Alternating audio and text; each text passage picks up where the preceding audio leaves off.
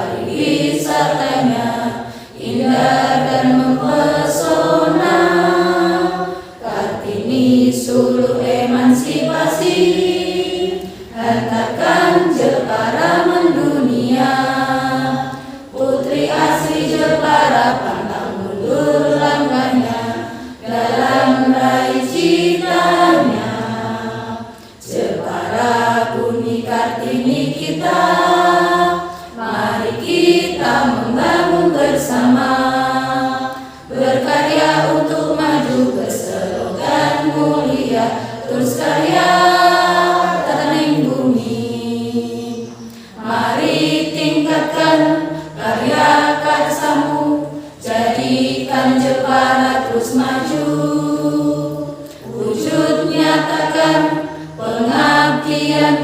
jayalah Jeparaku.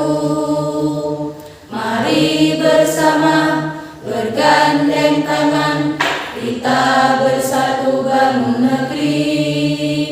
Satukan langkah, bersatu padu, jayalah Jeparaku. Hadirin dimohon duduk kembali.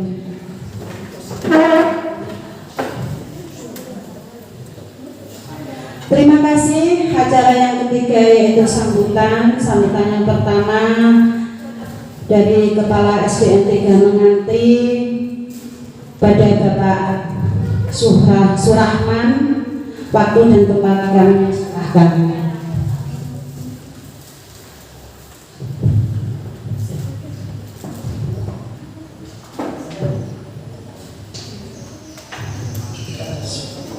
Assalamualaikum warahmatullahi wabarakatuh.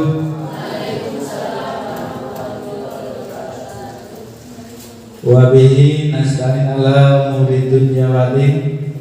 Wassalatu wassalamu ala asrofil anbiya'i wal mursalin wa ala alihi wa sahbihi ajma'in amma ba'du. Kepada Ketua KKK Bapak Habib yang saya hormati, beserta pengurus KKK Dabin 3 yang saya hormati, sekaligus kepada guru-guru se-Dabin 3 yang dulunya 11 SD, sekarang tinggal 10 SD. Pertama-tama marilah kita ucapkan syukur kehadirat Allah Subhanahu wa taala yang telah memberikan kesehatan sehingga pada pagi hari ini dapat berkumpul dalam acara KKK rutinan yang kebetulan berada di tempatnya di sini, yaitu SDN 3 Menganti. Mudah-mudahan besok-besok pindah lagi ke SDN yang lain supaya nanti tahu keadaan SD yang lain, tidak di SDN 1 Menganti terus. Mudah-mudahan Pak Habib sambil berkesan. Tak lupa salawat wassalam kita aturkan kepada junjungan Nabi besar Muhammad Sallallahu Alaihi Wasallam yang kita nantikan sahabatnya di yaumil kiamah. Beberapa tahun kemarin ketika pandemi itu KKK sebelumnya dilaksanakan banyak yang datang, namun sekarang kok tinggal satu kelas ini. Yang dulu PNN-nya masih banyak, sekarang banyak yang pensiun, PNN-nya sedikit. Saya harap ini ketok ulang dengan teman-teman P3K supaya datang, karena pada acara KKK ini juga banyak manfaat yang kita ambil dari kegiatan KKK ini. Demikian juga ketika ini juga diperlukan dalam pembuatan SKP. Ya, SKP itu juga P3K juga membuat SKP. Itu juga ada laporan KKK sehingga juga bermanfaat juga. Kalau Anda data tidak pernah datang kok cukup laporan KKK kan lucu gitu ya. Makanya saya harap ke teman-temannya supaya memberitahu temannya kalau ada KKK supaya datang. Ya. Kemudian di KKK ini juga manfaatnya banyak. Salah satunya adalah silaturahmi, yang itu yang paling penting, mengenal satu guru dengan yang lain. Apalagi seperti saya ini agak tua atau agak tua Pak? Termasuk tua ya. Ini kalau ada P3K yang baru itu itu kan tidak mengenal. Nah inilah tempat saling mengenal antar SD. Oh, nek Pak Budi Asmoro sing kae to wong sing ganteng dhewe misalnya ya. Itu SD mana ya? SD kalau 1 misalnya. Pak Mujiono yang mana? Nah, ini Pak Mujiono yang laki-laki pakai kacamata paling belakang. Oh gitu. Kemudian yang P3K mungkin saya yang hafal ya SD saya dan SD Bula karena saya mungkin nganti dan Bula. Yang lain mungkin ngerti wajahnya. Oh, ini guru kedung, ini guru kono, tapi tak ngerti jenenge. Gitu aja. Paling tidak tahu rupanya walaupun tidak hafal namanya. Ini salah satu manfaatnya. Demikian juga ini kalau saya ini kemarin di bel Pak Habib, Pak jaluk tolong kakak gini nggonmu ya, langsung adek. Wah, kayak reuni ya zaman aku jadi ketua. Sudah beberapa tahun 2019 ya Pak. Mulai 2019 diganti Pak Habib. Kemudian pandemi ya. Ini seperti reuni. Saya masih ingat ketika dari ketua ya ini sambil mengingatkan kepada guru-guru yang lain, menjadi pengurus itu tidak ada bayarannya Pak Bu. Tapi direwangi gawe laporan, gawe opo, sesuk nek kakak mikir jajane piye, mikir ngombene piye, itu pengurusnya. Itu tanpa pamrih wis gelem nganakake kaki. Kira rumah udah. Ini kayak Rene, aku zaman kayak jalan rumah muda, ya Pak Habib. Kemudian di KKG ini juga bisa digunakan untuk yang tempat curhat, ya dengan SDD yang lain. SDD ini, SDD ini lah. Curhatnya bisa curhat sekolah, bisa curhat pribadi. Nah, curhat pribadi yang mungkin kalau jodoh ya bisa neng. Kemudian bisa tukar pengalaman. Ade itu kok maju, si maju apa nih yo? Ikut teman-teman tahu orang. Kan saling tukar menukar pengalaman SD1 dengan yang lain. Demikian juga kalau misalnya yang PNS mau naik tingkat membuat apa? Jenenge PTK, penelitian tindakan kelas. Itu kan perlu workshop atau seminar. Nah ini bisa dimanfaatkan karena biasanya kalau seminar untuk PTK, workshop PTK itu dihitung orangnya Pak. Ketika ngirim di dalamnya ada file gambar, itu kurang dari maksimalnya dibalik pengganti. Nah, ketiga itu penting sekali. Kemudian juga di samping ini saya memberikan informasi-informasi yang mungkin berguna bagi Bapak Ibu semuanya. Yang pertama adalah masalah ANBK. Ini ANBK pelaksanaannya ini ada 4 gelombang. Gelombang pertama itu tanggal 23 sampai 24 Oktober. Berarti hari apa? Senin. Ini sambil ngecek Sadabin, adakah yang gelombang 1 SD saya, SD Bula. Mungkin yang ada lain ada.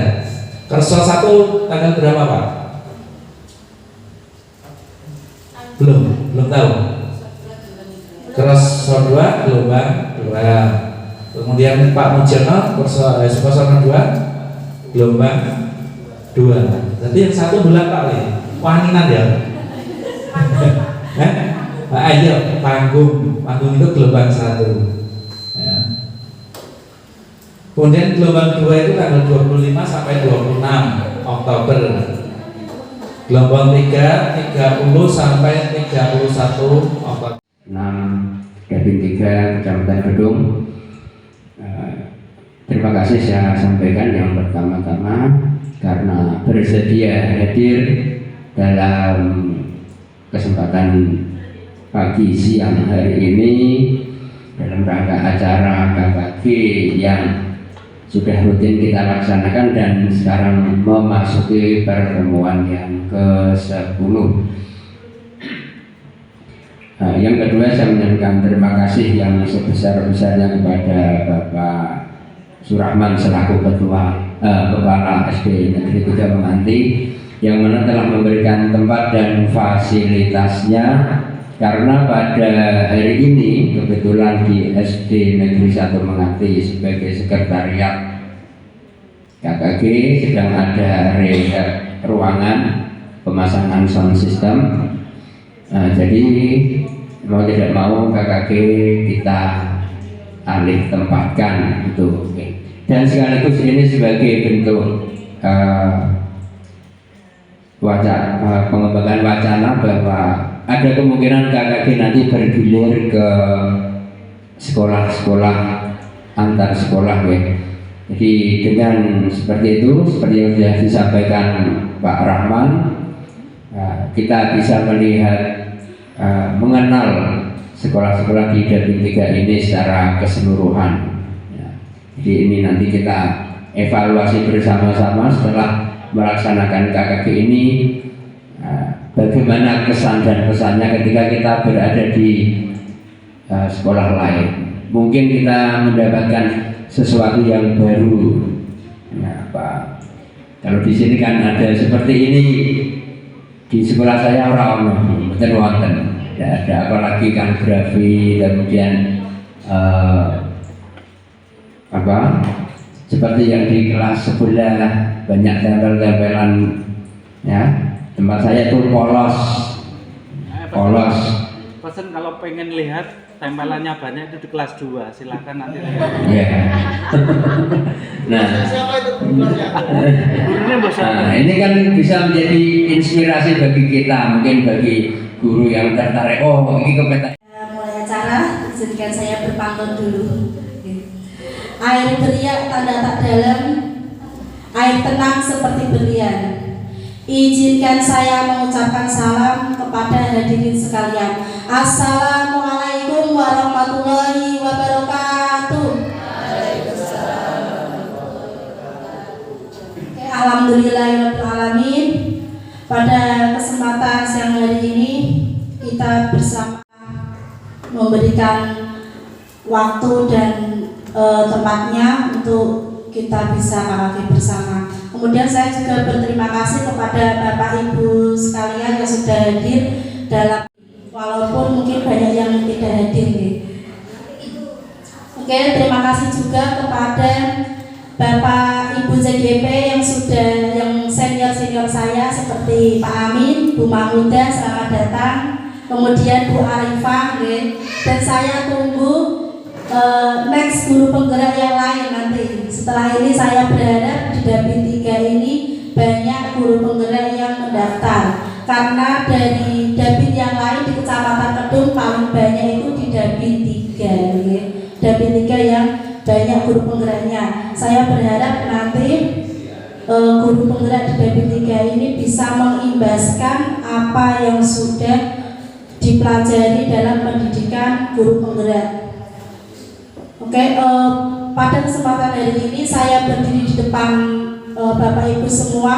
Bukannya saya lebih bisa atau lebih pandai, tapi kita sama-sama belajar ya. Jadi saya sama dengan jenengan semua, kita sama-sama belajar, dan saya hanya ingin mengimbaskan atau mengadakan diseminasi apa yang sudah saya pelajari dalam pendidikan guru penggerak selama beberapa bulan ini. Oke, biar tidak tegang kita ice breaking dulu ya Bapak Ibu, biar suasana tidak tegang, karena ini panas sekali, mungkin agak tegang dan gerak. Monggo Bapak Ibu bisa berdiri semua. Ya. Kita ice breaking dulu bersama-sama ya. Monggo Bunda bisa dipimpin di depan.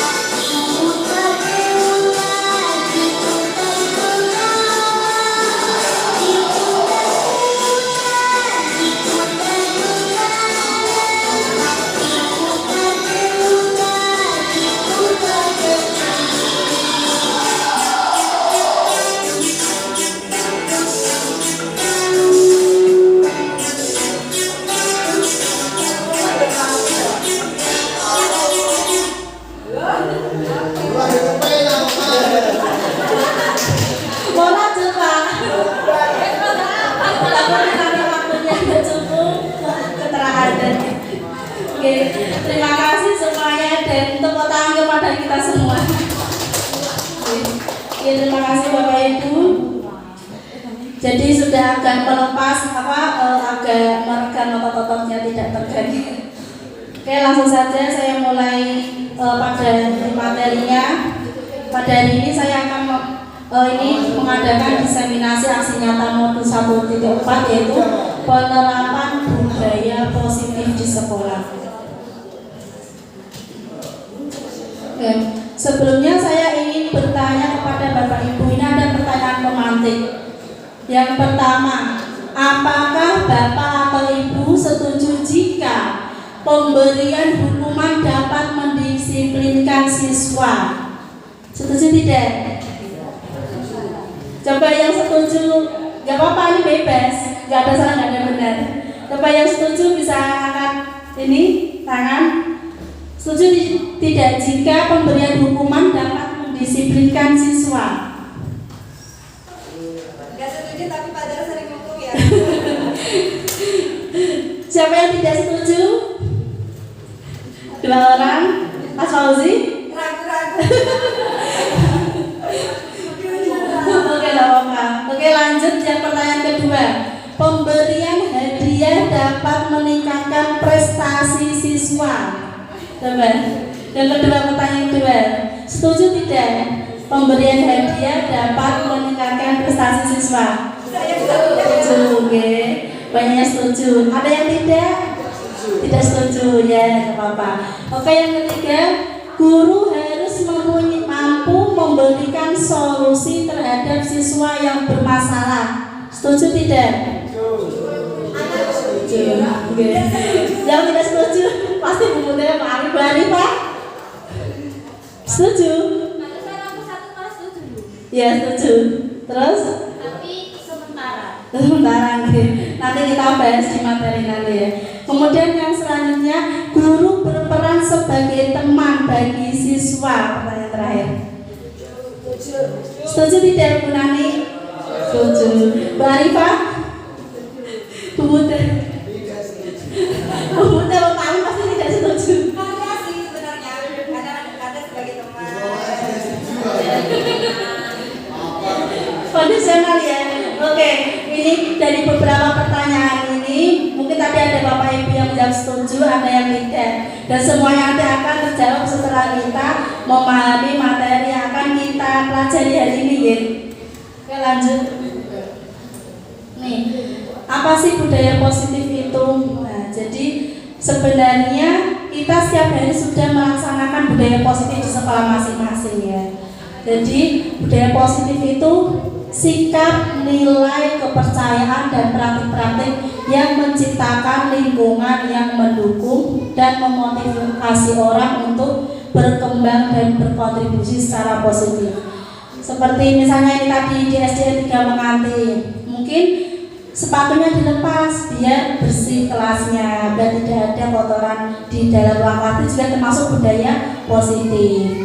Kemudian kita setiap pagi berdoa sebelum memulai pelajaran, itu juga termasuk budaya positif, dan mungkin masih banyak lagi yang sudah kita terapkan dalam pembelajaran sehari-hari. Kemudian pada kesempatan hari ini kita akan belajar 6 topik, yaitu disiplin positif dan nilai-nilai kebajikan, kemudian teori motivasi, hukuman dan penghargaan, kemudian keyakinan kelas, yang keempat kebutuhan dasar manusia dan dunia berkualitas, selanjutnya restitusi 5 posisi kontrol, dan restitusi segitiga restitusi. Sebelumnya saya ingin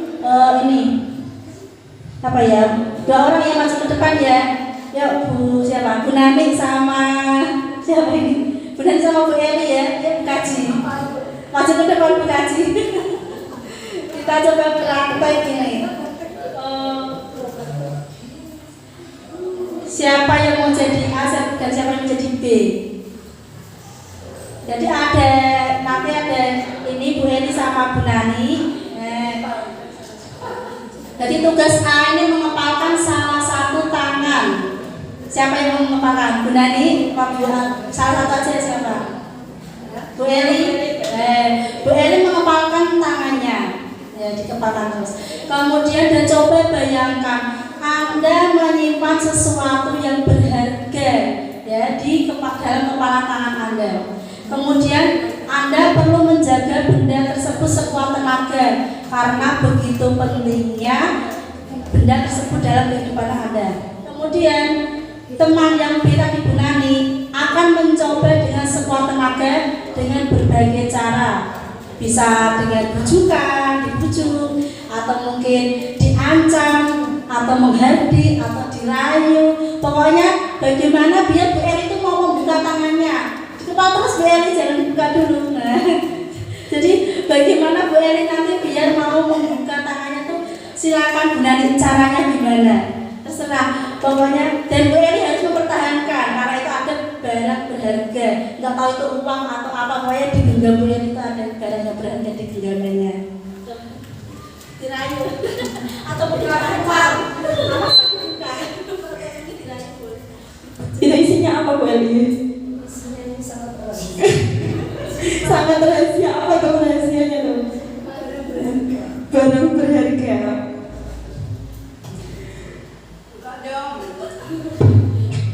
Boleh dikasih tahu rahasianya apa, barang berharganya apa?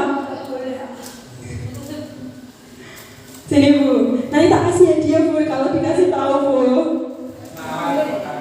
Kasih suamiku ya. Belum punya suami. Udah ada Bu Eli suaminya. Ayo Bu, sini dikasih tahu nanti tak kasih hadiah nanti.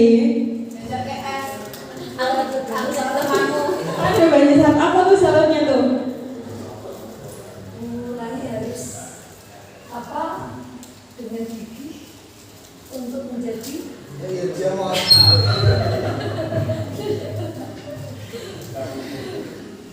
mendapatkan jodoh.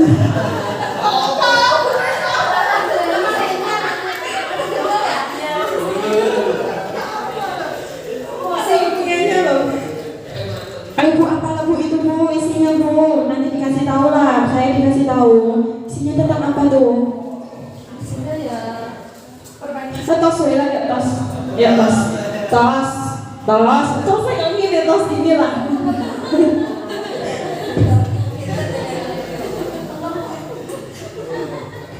Tos ini tos yuk. Satu.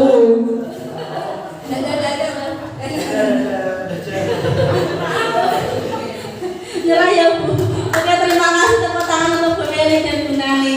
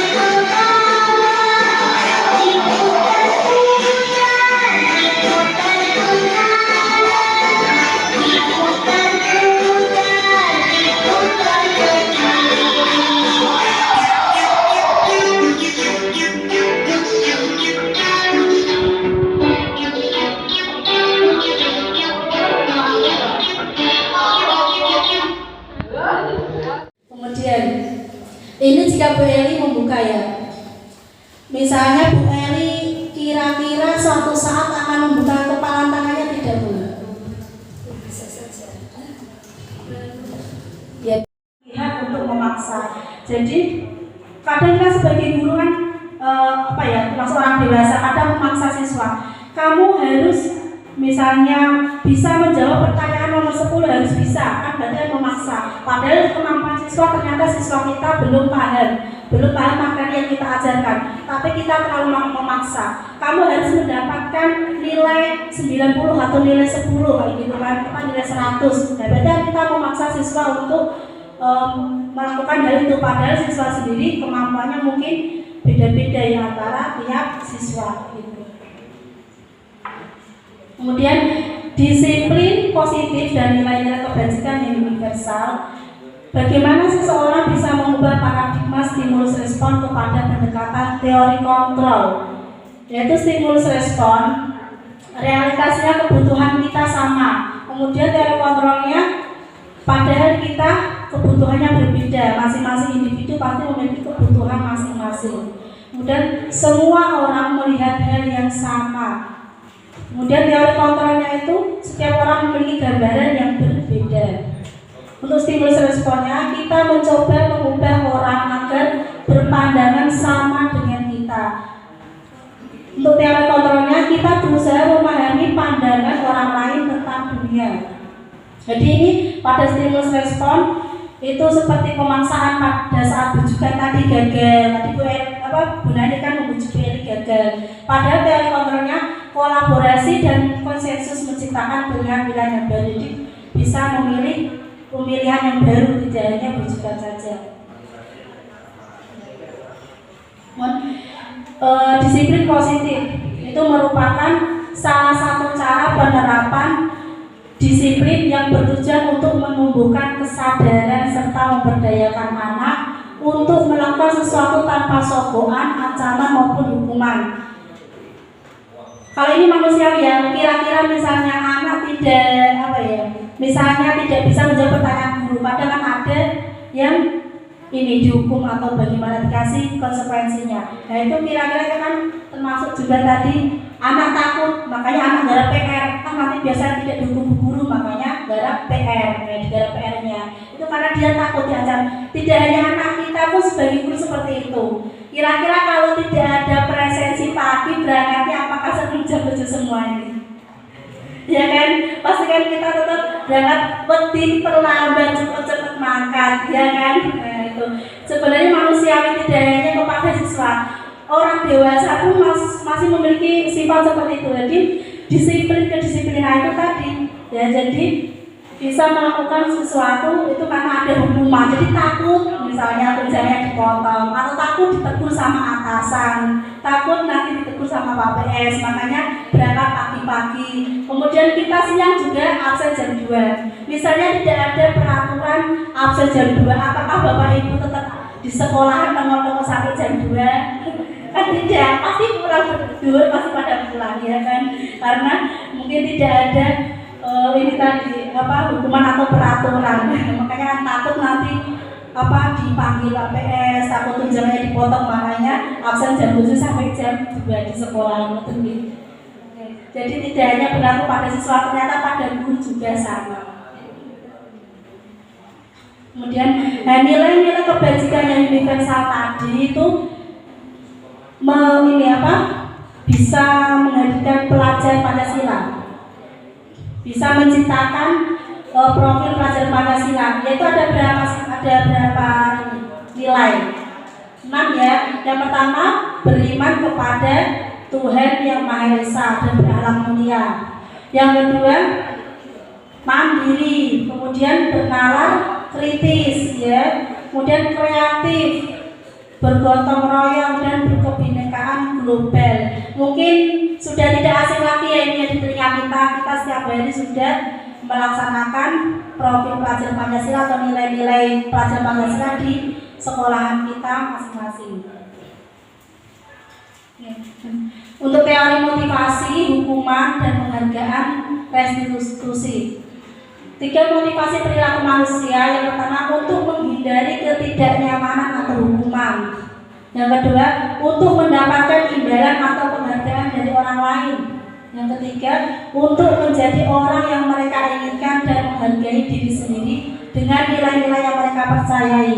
Yang pertama sama seperti tadi ya, untuk menghindari ketidaknyamanan. Misalnya siswa berangkat pagi-pagi biar tidak dihukum, biar tidak disuruh berdiri di depan, makanya cepet-cepetan berangkat pagi.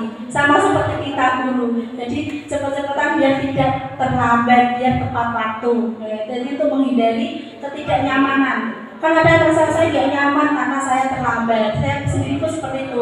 Misalnya terlambat memang tidak nyaman, tapi kalau tepat waktu pasti rasanya plong, senang. Oh ternyata saya bisa berangkat tepat waktu seperti ini. Kemudian yang kedua, untuk mendapatkan imbalan. Nah ini, jadi motivasi. Kadang anak kalau diiming-imingi siapa yang bisa maju atau menjawab pertanyaan nanti saya kasih hadiah, pasti rebutan maju langsung.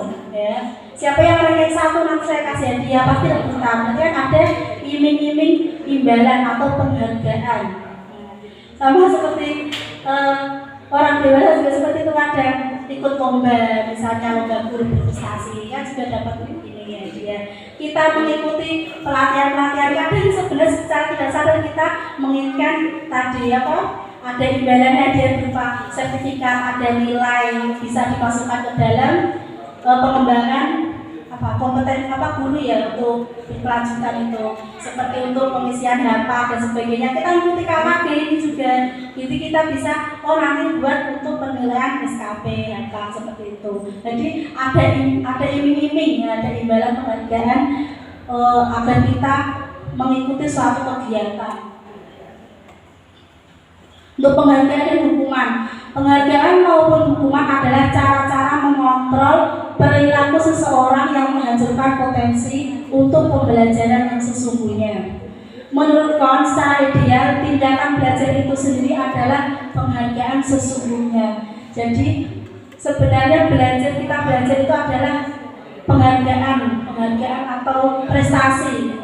Kita belajar di sini, belajar bersama dengan Pak Edi, sebenarnya sudah penghargaan tersendiri. Ada prestasi yang kita dapatkan, kita bisa mendapatkan ilmu tambahan. Ya, jadi mungkin kalau misalnya kita tidak KKG mungkin asing dengan tadi istilah ada budaya positif, restitusi, pasti kan ada beberapa Bapak Ibu yang mungkin masih asing terdengar di telinga ya. Jadi mungkin ada beberapa yang sudah paham, tapi ada mungkin Bapak Ibu yang masih banyak asing. Jadi kalau kita mengikuti kegiatan ini, saya berharap nanti kita bisa lebih paham tentang apa itu budaya positif. Hukuman, konsekuensi, dan restitusi. Untuk identitas gagal itu, hukuman itu biasanya berkaitan dengan sesuatu yang menyakitkan yang harus terjadi. Misalnya kita menghukum siswa, kira-kira siswa jadi sebel nggak? Disuruh lari lapangan, kadang ya, suruh lari lapangan. Pasti kadang kesel buah, dikongkon pelayu terus. Kemarin saya sebenarnya saya juga sadar, tapi ada siswa yang juga ini keterlaluan. Dimarahin pun dia juga sakit hati. Siswa yang saya marah itu juga sakit hati. Bu guru sering ambil aku mau sedih terus gitu. Berarti kan ada rasa sakit hati dia, nggak terima kalau dimarahin sama guru. Sebenarnya guru itu sayang dan peduli sama kamu, bukan sering kayak gitu. Karena apa? Karena kamu sering ini misalnya kalau diajar sering bermain sendiri atau sering berisik sendiri, saya kasih pengertian seperti itu. Ternyata siswa dikasih hukuman secara verbal pun sudah sakit hati, tidak hanya fisik. Jadi misalnya kita tidak menghukum fisik, tapi verbal saja di senengnya aja ternyata sudah merasa sakit. Jadi hukuman itu adalah sesuatu yang menyakitkan. Kemudian identitas sukses. Jadi apa? Biar disiplin itu harus ada konsekuensi, sesuatu yang harus terjadi, dan restitusi yaitu pilihan. Jadi siswa diajak untuk mencari solusi dari permasalahannya sendiri. Jadi bukan guru yang mengatur, bukan guru yang memberikan tadi hukuman, tapi siswa dari diri siswa sendiri, dia memiliki konsekuensi, konsekuensi yang harus dilakukan agar dia tidak mengulangi kesalahannya lagi. Kemudian hukuman ini juga tidak membuat siswa tidak nyaman untuk jangka panjang juga. Jadi bisa juga dia teringat besok waktu dewasa. Saya sebel sama Bu Nur, dulu waktu SD saya pernah disuruh berdiri di depan kelas kayak gitu. Pasti dia masih ada ingatan kalau waktu dewasa nanti kayak gitu. Tapi dan saya pernah mengalami juga dulu waktu saya SMP disuruh hafalan, dia hafal memang di dipukul sama guru saya pakai ini, pakai tuding gitu ya. Nah ternyata saya masih ingat sampai sekarang, saya bisa memakai kan saya pernah dipukul di lapangan gitu. Jadi ternyata ini membuat siswa menjadi malu ya. Selain itu, coba bayangkan, bisa ada siswa melanggar terus disuruh di depan, kan malu juga dia, rasanya malu, membuat rasa malu. Padahal itu termasuk hukuman. Jadi kadang mungkin nanti suatu saat dia masih teringat di waktu dewasa. Kemudian bagaimana untuk mendisiplinkannya? Tidak nyaman juga untuk konsekuensinya itu tidak nyaman untuk anak jangka pendek. Restitusinya itu menguatkan untuk murid dalam jangka waktu yang panjang. Kemudian hukuman ini juga akan membuat murid tersakiti. Tadi ya, seperti tadi verbal bisa sakit hati. Kalau dihukum fisik dia juga bisa tadi capek buang justru lari terus gitu. Kayak gitu berarti kan merasa tersakiti. Kemudian kalau konsekuensi itu membuat siswa menjadi yang tadinya tidak murid dibuat tidak nyaman. Kemudian restitusi murid anak atau anak mendapatkan penguatan. Jadi dengan restitusi atau sedikit restitusi membuat siswa itu menjadi nyaman dan dia bisa tahu bagaimana nanti konsekuensinya kalau aku terlambat lagi. Jadi biar ini sadar. Jadi ya, ini pertanyaan reflektif. Saya ini ada cerita ya. David kurang menguasai pelajaran matematika, sehingga pada saat pelajaran tersebut berlangsung dia lebih banyak diam diri atau menggambar di buku pelajarannya. Pada saat guru matematikanya Pak Doni menanyakan pertanyaan pada David, dia gugup dan tak sengaja menjatuhkan tasnya dari kursi, serta tiba-tiba menjadi gagap pada saat berupaya menjawab. Seluruh kelas pun tertawa melihat perilaku David yang bicara tergagap dan terkejut tersebut. Pak Doni pada saat itu membiarkan teman-temannya David menertawakan David yang tergagap dan malu luar biasa. Dan malah minta David untuk maju ke depan dan berdiri di depan kelas sambil menunjuk hidungnya karena tidak bisa menjawab pertanyaan dari Pak Doni. Kelas makin gaduh karena anak-anak tertawa melihat David yang berdiri sambil memegang ujung hidungnya. Ini pertanyaannya, apakah Anda setuju dengan tindakan Pak Doni terhadap David? Tadi kira-kira setuju tidak? Setuju tidak Pak Budi? Tidak. Kenapa Pak Budi? Mengapa? Kurang bijaksana. Iya, kurang bijaksana. Kemudian menurut Pak Budi, tindakan Pak Doni terhadap David ini sebuah hukuman atau konsekuensi? Ada hukuman atau konsekuensi Pak? Tadi kan David disuruh berdiri di depan kelas, sekarang nggak bisa menjawab. Itu hukuman atau konsekuensi? Hukuman ya, ya betul. Jadi Pak Doni ini ternyata menghukum David untuk berdiri di depan kelas. Dan tadi kata Pak Budi tidak bijaksana ya, karena apa? Karena membuat David menjadi malu. Jadi dia malu karena dihukum sama bapak ibu guru. Bahkan teman-temannya saja menertawakannya. Okay? Jadi ini termasuk hukuman. Jadi baik kita hindari. Nah ini, jadi hukuman itu bersifat tidak terencana atau tiba-tiba. Anak atau murid tidak tahu apa yang akan terjadi dan tidak dilibatkan. Jadi hukuman itu bersifat satu arah. Hanya guru saja yang memberi, ayo kamu keliling lapangan atau ayo berdiri di depan kelas ya. Kan satu pihak itu guru yang memberikan hukuman. Jadi hanya dari pihak guru tanpa ada satu kesepakatan atau pengarahan dari pihak guru. Kemudian hukuman yang diberikan bisa berupa fisik maupun psikis. Murid atau anak disakiti oleh suatu perbuatan atau kata-kata. Tadi yang saya katakan sebelumnya. Jadi ternyata hukuman itu tidak hanya hukuman secara fisik, tapi verbal juga, kata-kata. Jadi bisa juga menyakitkan hati si siswa. Yang kedua, konsekuensi. Konsekuensi adalah suatu terencana atau sudah disepakati, sudah dibahas dan disetujui oleh murid dan guru. Jadi ada ini kesepakatan antara dua belah pihak ya, antara murid dan guru. Umumnya bentuk-bentuk konsekuensi dibuat oleh pihak guru atau sekolah dan murid sudah mengetahui sebelumnya. konsekuensi yang akan diterima bila ada pelanggaran. Jadi misalnya ini di SDN 3 Menganti ada peraturan harus melepas sepatu di depan kelas, tapi kalau tiba-tiba ada murid yang tidak mau melepas, nah pastikan dia konsekuensinya apa? Harus mengepel kelasnya tadi yang diinjak-injak oleh sepatunya tadi, kayak gitu. Itu namanya konsekuensi ya. Jadi tadinya sudah ada peraturan tidak boleh memakai sepatu di dalam kelas, harus dilepas di luar kelas. Ternyata ada siswa yang melanggar. Nah, siswanya malas lepas sepatu, nggak mau melepas sepatu, pas sepatuku masih baru mau tak pakai di dalam kelas kayak gitu. Nah, ternyata ketahuan pak gurunya. Berarti apa konsekuensi kamu kalau gitu? Berarti siswa tersebut tadi misalnya ada peraturan sebelumnya yang mengotori lantai harus membersihkannya atau mengepelnya. Seperti itu namanya konsekuensi. Kemudian yang restitusi. Restitusi adalah proses menciptakan kondisi bagi murid untuk memperbaiki kesalahan mereka sehingga mereka bisa kembali pada kelompok mereka dengan karakter yang lebih kuat. Restitusi ini juga merupakan proses kolaboratif yang mengajarkan murid untuk mencari solusi dari masalah mereka. Misalnya tadi ada siswa bertengkar di kelas, kemudian kita panggil, kita tanya apa permasalahannya, kenapa kok sampai bertengkar di kelas, apa alasannya, seperti itu. Kemudian siswa diingatkan kembali bagaimana keyakinan kelas yang sudah dibuat. Kemudian siswa itu disuruh mencari solusinya. Kemudian kalau kamu sudah melanggar seperti ini, kira-kira apa solusi yang bisa kamu lakukan agar kamu tidak melanggar lagi ya? Seperti itu namanya restitusi ya. Dia ada proses kolaborasi, kolaborasi antara guru dan siswa untuk mencari solusi. Konsekuensi atau hukuman, ini ada beberapa pertanyaan.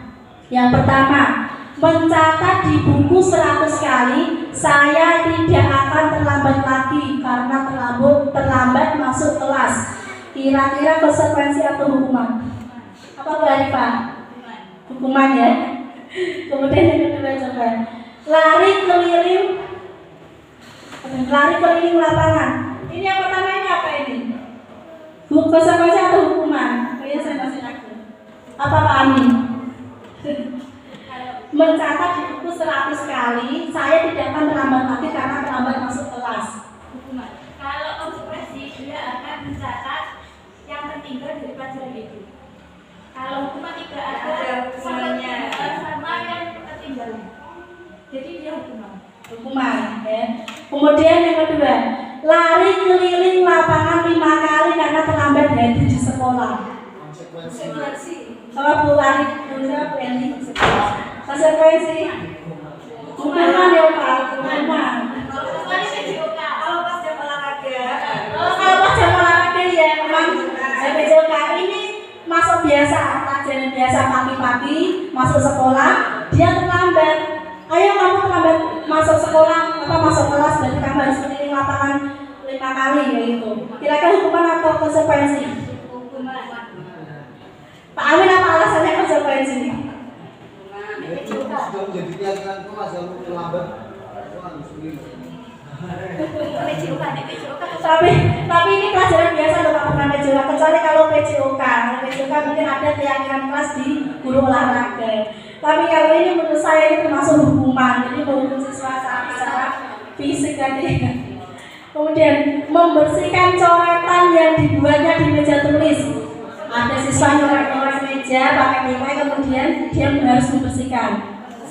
Iya, kalau ini konsekuensi ya. Kemudian murid diminta push up 10 kali karena tidak menggunakan seragam lengkap di sekolah. Ya, hukuman ya. Kemudian berdiri di depan kelas sambil mengangkat satu kaki karena tidak bisa menjawab pertanyaan dari guru. Hukuman ya, ini hukuman. Kemudian membersihkan WC karena merusak pensil teman. Ini termasuk apa? Hukuman. Jadi merusak pensil kenapa harus membersihkan WC, kan ada cara yang lain untuk dicari solusinya, tidak harus menghukum seperti itu ya. Nah, sekarang masuk yang keyakinan kelas. Mengapa keyakinan kelas? Mengapa tidak peraturan kelas saja? Kenapa harus dibuat keyakinan kelas, tidak peraturan? Tadi ya, kalau keyakinan berarti ada kesepakatan antara guru dan siswa. Tapi kalau peraturan berarti hanya guru saja yang membuat satu arah, berarti satu pihak saja, berarti tidak adil. Jadi ini artinya menekankan pada keyakinan seseorang akan lebih memotivasi seseorang dari dalam, sehingga akan lebih tergerak dan bersemangat untuk menjalankan keyakinannya daripada sekedar mengikuti serangkaian peraturan tertulis tanpa makna. Murid-murid pun demikian. Mereka perlu mendengarkan dan memahami arti sesungguhnya tentang peraturan-peraturan yang diberikan. Apa nilai-nilai kebajikan di balik peraturan tersebut, apa tujuan utamanya, dan menjadi tidak tertarik atau takut sehingga hanya sekedar mengikuti serangkaian peraturan yang mengatur mereka tanpa memahami tujuan dunianya tadi. Jadi siswa itu hanya takut saja. Sebenarnya tidak ada kesadaran dari dalam diri, cuma takut. Aku wedi apa nggak PR, aku tidak dihukum guru kan ngantuk kayak gitu. Itu namanya kan takut ya, yang ketakutan bukan keyakinan kelas. Tapi kalau kita membuat keyakinan kelas, kesepakatan antara dua pihak guru dan murid, pasti murid memiliki kesadaran diri sendiri. Contoh-contoh keyakinan kelas. Setiap anggota kelas perlu belajar. Setiap anggota kelas perlu senang. Setiap anggota kelas perlu melakukan tugas. Setiap anggota kelas perlu saling menghargai. Setiap anggota kelas perlu merasa aman. Dan ini contoh keyakinan kelas yang sudah saya buat di kelas saya. Jadi memang anak-anak katanya mau bikin keyakinan kelas gitu. Keyakinan kelas Bu. Malah pakai keyakinannya denda. Lalu denda nanti kalau kamu nggak punya uang gimana? Nggak apa-apa Bu, biar uang kasnya banyak katanya. Jadi mereka bikin keyakinan sendiri. Kalau berisik atau gojek di dalam kelas misalnya denda 2.000 seperti itu. Mungkin ada beberapa keyakinan yang sudah dibuat anak-anak seperti itu. Seperti mungkin tidak mengerjakan PR atau bagaimana. Jadi harus mengerjakan PR di kantor atau itu mereka sepakati sendiri. Jadi kan berarti sudah sadar dengan diri sendiri. Kalau tidak melaksanakan keyakinan itu, ada sih dilanggar. Tapi saya ingatkan lagi, ayo keyakinan kelasnya masih ingat, langsung diem. Nanti kalau lupa lagi diingatkan lagi. Memang anak-anak seperti itu ya, kadang buat keyakinan sendiri tapi nanti dilanggar sendiri. Ada seperti itu. Ini kebutuhan dasar manusia. Nih. Yang pertama, ada beberapa kebutuhan dasar, yaitu kebutuhan yang harus dimiliki masing-masing individu. Yang pertama itu adalah kasih sayang dan rasa diterima. Nah, jadi anak-anak itu kalau sekolah itu mereka ingin mendapatkan kasih sayang dari bapak ibu guru. Jadi ingin mendapatkan kasih sayang. Kadang itu ada siswa nyedek-nyedek, gurunya di meja nyedek gurunya. Ngapain? Enggak, pengen lihat toh, pengen lihat di depan sampingnya guru gitu.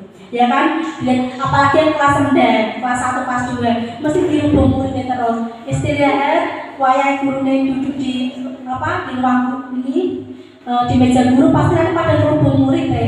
Cuma pengen awal guru karena mereka ingin tadi merasakan kasih sayang tadi. Kemudian yang kedua ada kesenangan. Jadi anak itu butuh rasa senang, rasa bahagia.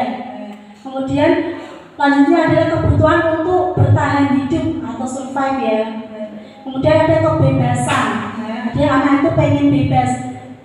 Kemudian ada kekuasaan atau power, kekuatan ya. Jadi tadi itu beberapa kebutuhan dasar yang ingin dimiliki siswa. Jadi siswa itu pengen memiliki juga rasa kebebasan, rasa bebas ketika di sekolah berekspresi. Mereka pengen misalnya bermain, pengen bernyanyi dengan guru. Ada kan gitu, Bu saya minta misalnya pengen ice breaking, ya udah kita bareng-bareng ice breaking. Pengen nonton film, ya udah. Karena apa? Memang sejatinya guru itu menurut filosofis KHD Gajah Dewata itu adalah apa? Menghambat atau kita ini sebagai fasilitator dari siswa. Jadi kita yang melayani siswa. Siswa pengen apa kita layani ya. Jadi biar siswa itu merasa bahagia, merasa senang di sekolahan. Kemudian posisi kontrol restitusi. Menurut Anda di posisi apakah sekarang Anda sebagai guru dan tenaga pendidik? Kira-kira ada penghukum, pembuat merasa bersalah, teman, pemantau atau manajer? Jujur, saya sendiri mungkin masih kadang sebagai penghukum juga. Apa Bu Sriati atau Bu Sriati? Di sekolah sebagai apa Bu jenengan? Pilih. Jujur ya Bu. Masih suka menghukum siswa Bu Sri? Jarang. Apa sebagai teman? Ya, tadi sebagai teman juga ada. Mungkin ada yang sebagai pemantau mahkota, umur kami ngomong apa di jalan ada mantau. Itu sebagai pemantau. Kalau sebagai manajer, ya itu sebagai manajer itu yang harusnya tadi ya bisa mengatur siswa tadi, bisa membuat bagaimana kondisi kelas sesuai dengan kesepakatan tadi dengan ini kondisi yaitu manajer. Kemudian segitiga restitusi itu suatu proses dialog yang dijalankan oleh guru atau orang tua agar dapat menghasilkan murid yang mandiri dan bertanggung jawab. Jadi proses tahapan dari segitiga restitusi itu ada 3. Yang pertama, menstabilkan identitas. Dari kontrolnya maka kita semua akan melakukan hal terbaik yang bisa kita lakukan. Kemudian yang kedua, validasi tindakan yang salah, yaitu semua perilaku memiliki alasan. Jadi ada alasannya. Kenapa kamu bertengkar? Harus ada alasannya. Jadi tidak hanya siswa kok bertengkar gak ada alasan, ya mungkin ada siswa yang menangis atau bertengkar pasti ada alasannya ditanyakan. Itu adalah termasuk langkah validasi tindakan yang salah. Yang ketiga, menanyakan keyakinan. Jadi kita semua memiliki motivasi internal dari dalam diri kita. Nah, keyakinan ditanyakan kepada siswa. Apa keyakinan kelas yang sudah kita buat? Kenapa kamu kok masih melakukan tadi tindakan yang salah di kelas ya, seperti itu. Nih ya, segitiga restitusi. Tadi yang pertama tadi menstabilkan identitas, kemudian validasi tindakan yang salah, baru menanyakan keyakinan. Ini jadi betul kan? Ini saya sudah praktek ini siapa? Praktek segitiga restitusi.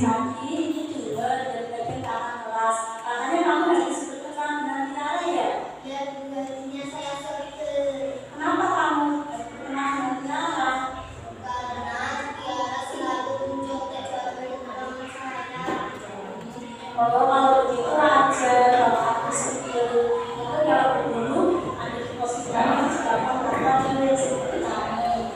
Lalu apa yang kamu lakukan kepadanya? Saya marah-marah, saya menembak bubur dan menjelaskannya. Oh, pasti kamu juga seperti apa ada alasannya ya? Iya, besar saya sudah mengerjakan sapaan. Ya wajarlah kalau kamu merasa marah karena itu adalah hasil pekerjaan yang dijalankan sama Tiara. Ibu sangat menghargai tindakan kamu yang tidak melakukannya yang betul dari itu. Seperti mengumpul. Sekarang coba kita pikirkan tindakan kamu melempar buku dan memberikan dengan Tiara itu. Apakah sesuai dengan keyakinan kelas kita? Tidak kelas apa yang sudah kamu pelajari? Menurut kamu, ini tidak menurut apa-apa. Kalau menurut kamu ini penting, jadi keyakinan kelas apa yang harus kamu lakukan pada saat kamu sedang marah. Kamu bisa percaya masa lagi. Apa saja yang kamu lakukan untuk memperbaiki masalah ini.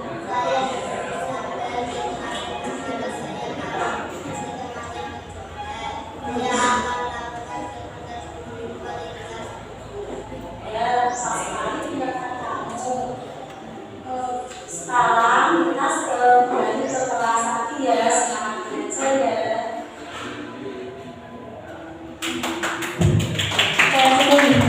Tadi praktek segitiga restitusi yang sudah saya praktekkan. Saya praktek belum hafal teksnya, jadi masih baca dikit-dikit. Oke ya. Jadi tadi yang pertama kita menstabilkan tadi apa identitas wilayahnya, kemudian yang kedua validasi tindakan yang salah tadi, kita tanya alasannya kenapa kamu sampai bertengkar dengan teman kamu, itu adalah validasi tindakan yang salah. Kemudian yang ketiga menanyakan keyakinan kelas apa yang sudah kamu langgar. Ternyata saling menghormati dan menyayangi, karena di kelas ada keyakinan sama teman kita harus saling menghormati dan menyayangi, tapi dilanggar mereka malah bertengkar, berarti dia melanggar. Terus saya menanyakan solusinya apa yang bisa kamu lakukan agar kamu tidak bertengkar. Harus bersabar ketika ada teman tadi teman yang mencontek, tidak marah-marah dan sebagainya. Itu praktek segitiga diskusi yang sudah tadi saya praktekkan. Kemudian budaya positif.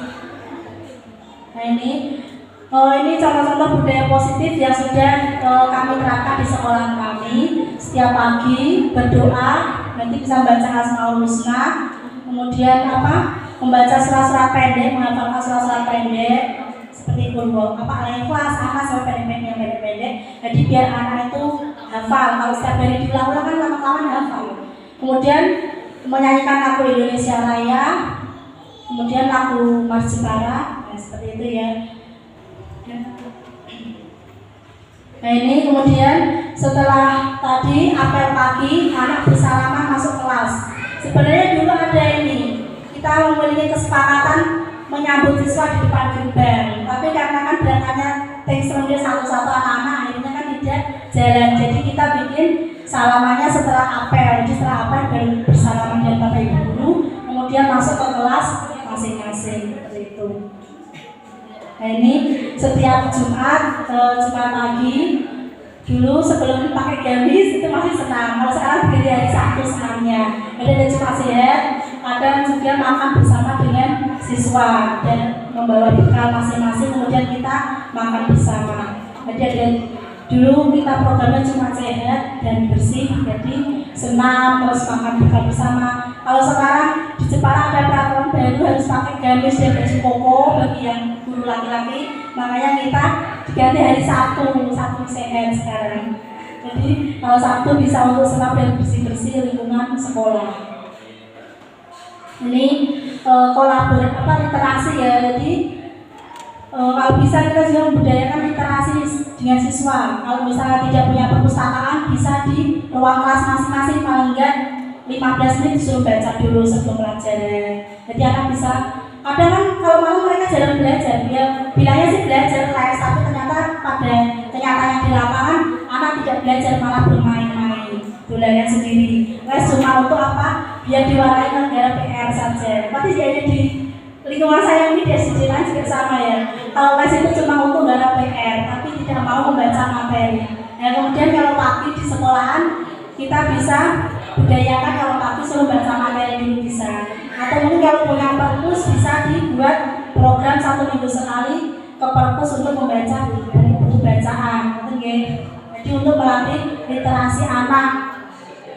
Lanjut ini kolaborasi pembelajaran kolaborasi antar siswa. Jadi kita bisa membentuk kelompok kecil atau mungkin kelompok besar jika diperlukan agar siswa bisa mengasah kemampuan berpikir kritis antar teman. Jadi bisa berkolaborasi dengan teman, kemudian melatih bicara, cara diskusi. Jadi biar siswa juga bisa mempunyai keterampilan berbicara ya. Kadang ada yang presentasi, misalnya siswa berpresentasi di depan. Jadi melatih rasa percaya diri siswa, biar siswa itu percaya diri maju ke depan, belajar berbicara di depan teman-temannya seperti itu. Dan ini setiap hari Senin atau mungkin di hari-hari tertentu mengadakan upacara bendera, kemudian yang sebelahnya itu membuat keyakinan kelas atau kesepakatan kelas. Ya, saya cukup sekian ini materi dari saya tentang budaya positif itu sudah selesai.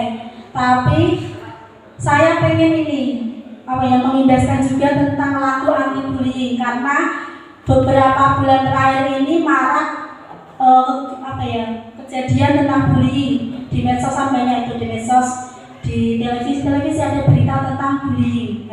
Ini saya pengen kita bersama-sama belajar belajar bernyanyi atau mungkin sudah banyak yang bisa ya Bu, karena sudah familiar tentang lagu anti bullying ini ya.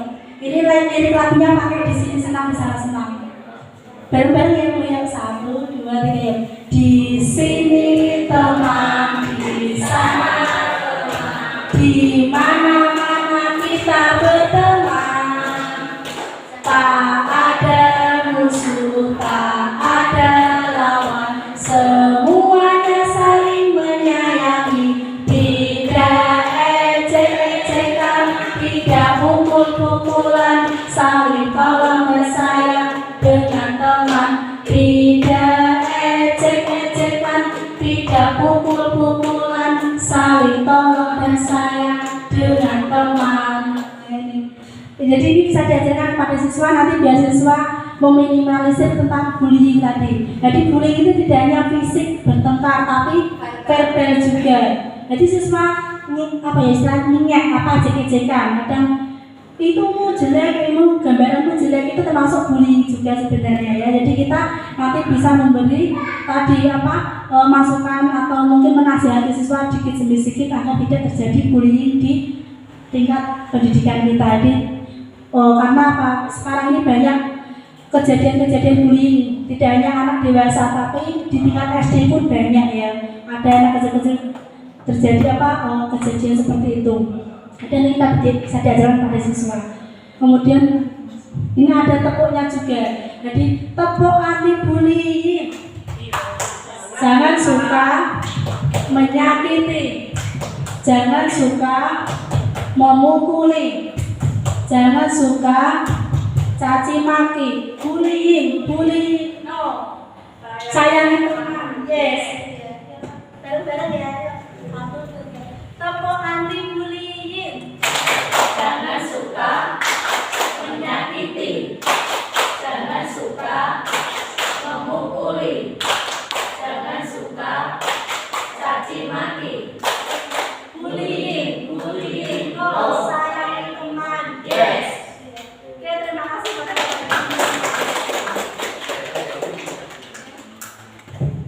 ya, sebelum saya tutup, ada pertanyaan atau mungkin ada sesuatu yang ingin disampaikan tambahan? Monggo dari Ibu Muda, Pak Amin, Mbak Arifah yang sudah senior saya, ada tambahan mungkin? Lengkap. Udah lengkap sekali ya. Ya, terima kasih atas dukungan dan motivasinya dari Bapak Ibu guru semua. Saya sangat berterima kasih atas antusiasme Bapak Ibu guru yang sudah hadir di sini. Saya benar-benar sangat berterima kasih dan saya sangat mengapresiasi ternyata dari sekian banyak guru yang ada di Dapil 3 ternyata hanya beberapa guru saja yang memiliki antusias untuk belajar bersama.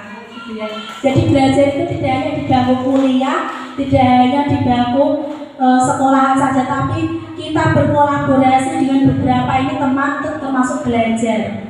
Mungkin nanti suatu saat ada Bapak Ibu guru juga yang akan menyampaikan materi bebas terserah. Nanti insya Allah Pak Habib siap memfasilitasi ya Pak. Jadi siap menjadi fasilitas dari kegiatan Dapil 3. Jadi saya juga berharap guru-guru dari Dapil 3 nanti memiliki kompetensi dalam hal ini berkolaborasi dengan guru. Nah, itu ya. Ya, terima kasih atas perhatian dari Bapak Ibu guru semua. Saya mohon maaf yang sebesar-besarnya jika dalam penyampaian materi saya hari ini ada kesalahan dan kekeliruan atau mungkin ada yang tersinggung dengan ucapan saya, dengan perbuatan saya, kata saya mohon maaf yang sebenarnya. Akhir kalam, wassalamualaikum warahmatullahi wabarakatuh.